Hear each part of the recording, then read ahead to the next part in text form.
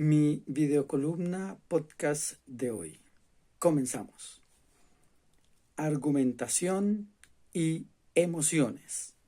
La argumentación es el proceso de defender un punto de vista o una idea a través de razones y evidencias, utilizando argumentos sólidos y además relevantes.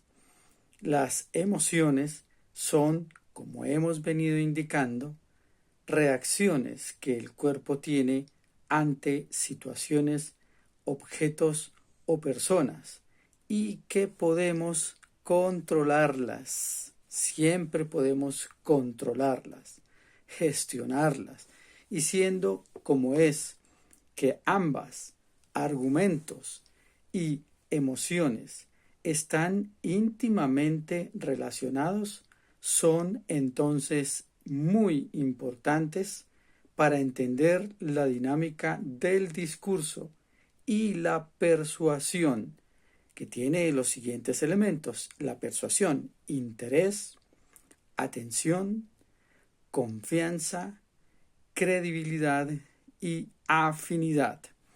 Luego, para argumentar eficientemente, es importante mantener controladas nuestras emociones para que el proceso de comunicar nuestras ideas, es decir, la forma, tenga altas probabilidades de producir el efecto que pretendemos, es decir, que logremos comunicarnos con calidad, teniendo en cuenta que las emociones pueden ser un elemento clave en la construcción de argumentos persuasivos, como también la argumentación es un medio para explorar y entender las emociones.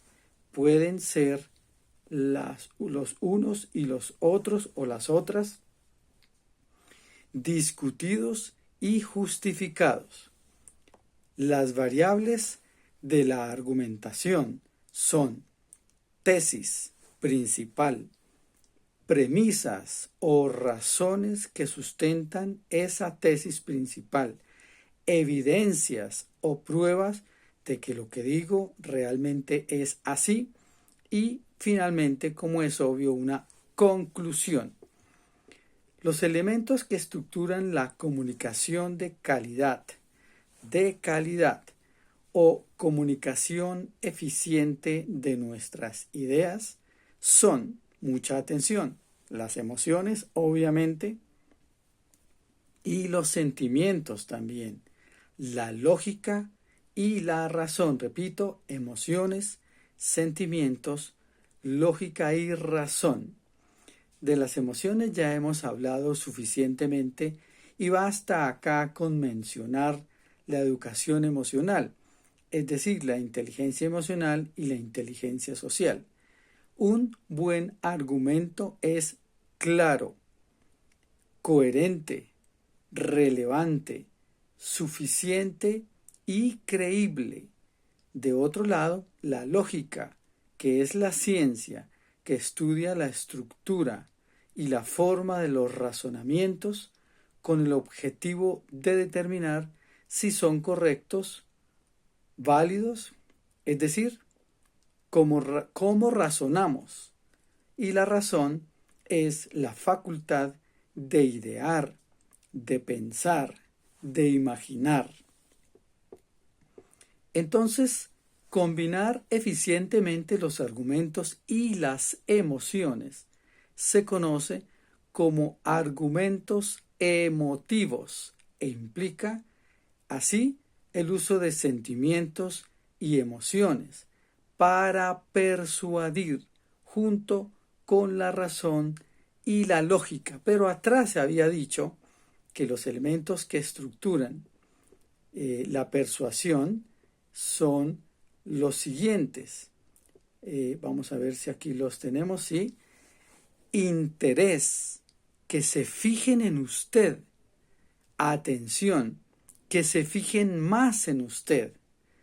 confianza, que usted genere ese sentimiento de tranquilidad, de seguridad y finalmente credibilidad, para que, como su nombre lo dice, le crean a usted, le confíen en lo que usted dice también, y después y de último afinidad. Esos elementos son el proceso de persuadir, así como lo mencionamos, y esa afinidad finalmente implica entonces que voten por usted, que le hallen razón, que lo sigan, que le compren, etc.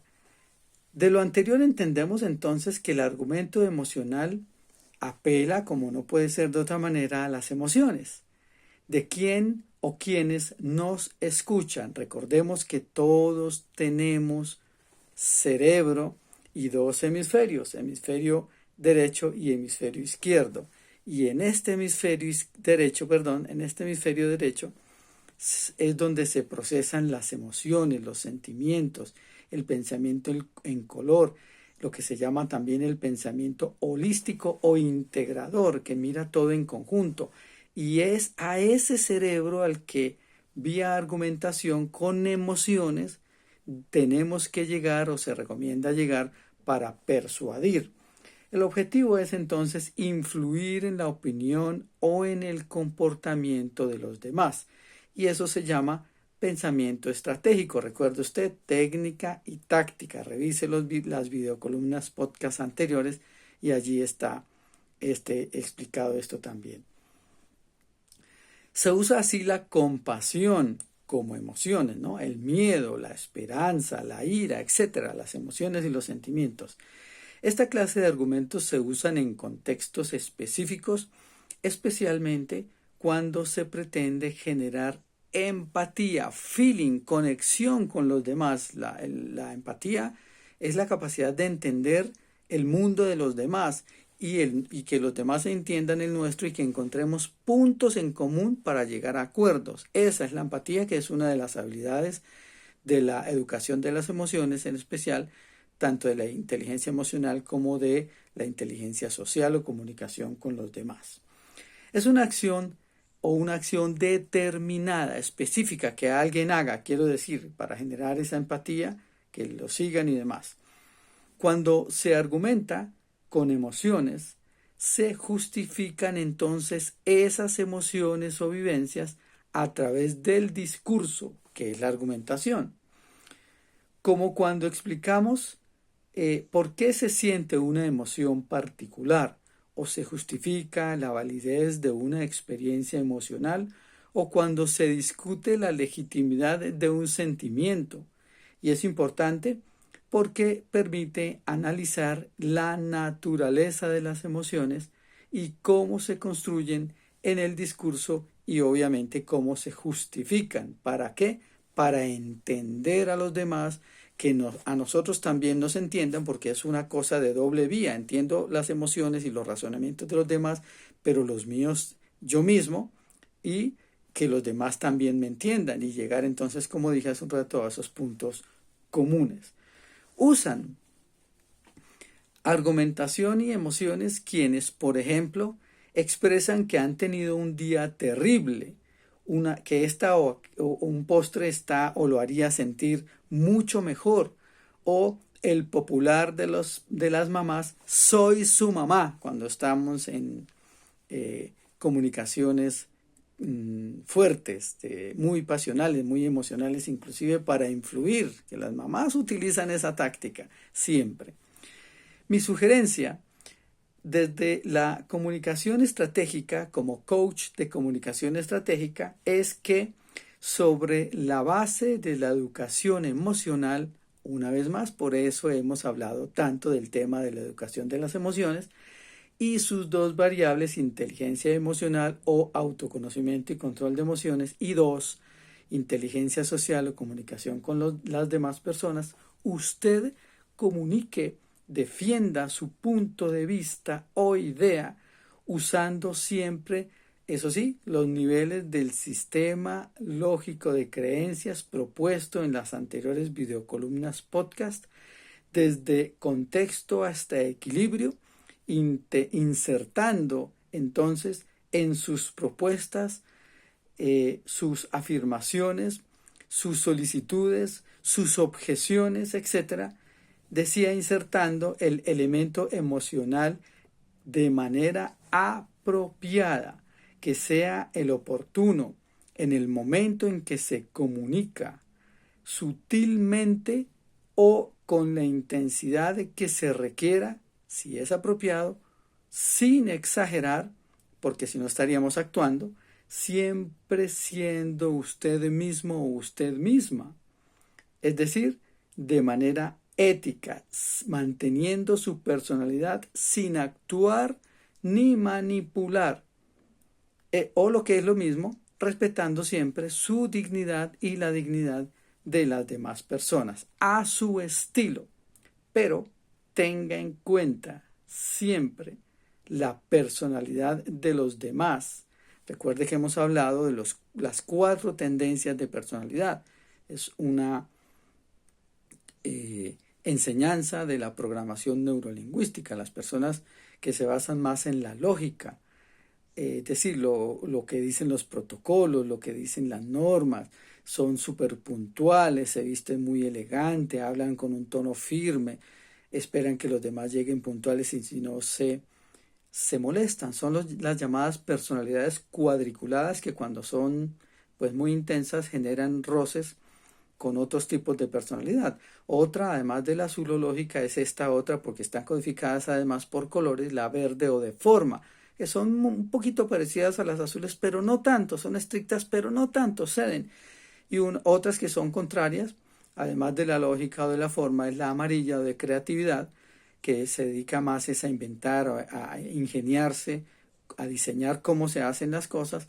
Y finalmente la personalidad roja o de emociones y sentimientos, que les gusta más, es hacer, poner en práctica, y son muy sentimentales, tienen el sentimiento a flor de piel. Entonces hay que tener en cuenta los 4 tipos de personalidad. En otra videocolumna podcast, si así lo dicen ustedes, lo sugieren, ampliaremos más esto para mejorar nuestras relaciones interpersonales.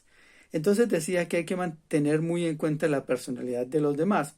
Y para finalizar, aquí también la programación neurolingüística, nos ofrece una enseñanza muy interesante que se llama el rapport o acompasamiento, que tiene 3 pasos que deben cumplirse sí o sí en ese orden. El primero es observar.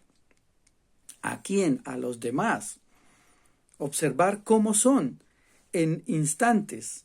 Ojalá no más de 1 o 2 minutos, porque si no el tema se comienza a complicar. Observar. Con base en lo que yo observe, yo me comporto copiando ese estilo de personalidad muy sutilmente. ¿Para qué? Para entrar en rapport, para entrar en sintonía, en simpatía, en feeling, para que haya esa empatía y la persona se identifique con nosotros. Entonces es una forma de ganar influencia sobre los demás de manera ética siempre. Atención, aquí no estamos hablando de manipular ni de llevar a las personas como si tuvieran una nariguera para que hagan lo que nosotros queremos. Aquí hablamos siempre del respeto por la dignidad. Entonces primero observo para ver cómo es la persona, cómo habla, cómo se mueve, la velocidad, cómo mira, etcétera, toda su personalidad. Segundo, copio eso que observo. Y tercero, y en ese orden, a partir de ahí yo comienzo a guiar, a influir en esa comunicación hacia mis intereses, siempre siendo éticos. Todo el tiempo no me voy a cansar de repetir eso. Entonces tenga en cuenta estos 3 pasos, repito: observación, copia e influencia sobre los demás, para ganar entonces la posibilidad de que eso que yo pretendo, ese argumento emocional mío, sobre la base de la personalidad de todas las personas, no solo 1, 2, 3, o un auditorio, un profesor, un vendedor, un abogado, por favor, un actor, deben tener en cuenta esto para generar en los demás esa empatía y ser exitosos en su actuación, en la venta, en el argumento, en la tesis si es un abogado, o en las razones en la vida diaria. Esto no es tampoco de altísimo nivel, esto es para influir sobre los demás en nuestra vida diaria, en cosas muy pequeñas y en cosas un poco más complejas. Muchas gracias. Con esta última consideración terminamos nuestra videocolumna podcast de hoy. Espero que la tengan en cuenta. Gracias por ver este video. Vean los anteriores porque todo está relacionado con todo. Y nos vemos en una próxima oportunidad. Hasta pronto.